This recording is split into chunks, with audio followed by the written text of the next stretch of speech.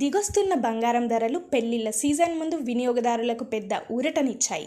5 రోజుల వరుస పెరుగుదల తర్వాత దేశీయ బులియన్ మార్కెట్లో పసిడి రేట్లు ఒక్కసారిగా క్షీణించాయి. అంతర్జాతీయ మార్కెట్లో స్పాట్ గోల్డ్ ఔన్స్ ధర $109 పడిపోవడంతో ప్రభావం దేశీయ మార్కెట్ పైన కనిపించింది.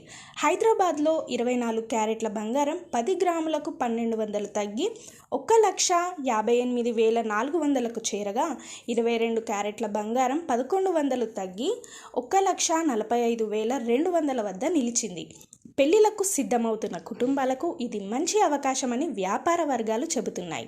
అయితే అంతర్జాతీయ ఆర్థిక అనిశ్చితులు, అమెరికా ఫెడ్ వడ్డీ రేట్లపై ఉన్న సందిగ్ధత కారణంగా రాబోయే రోజుల్లో మళ్లీ బంగారం ఎగబాకే అవకాశం ఉందని మార్కెట్ విశ్లేషకుల అంచనా. మరోవైపు వెండి మాత్రం కదలిక లేకుండా స్థిరంగా కొనసాగుతోంది.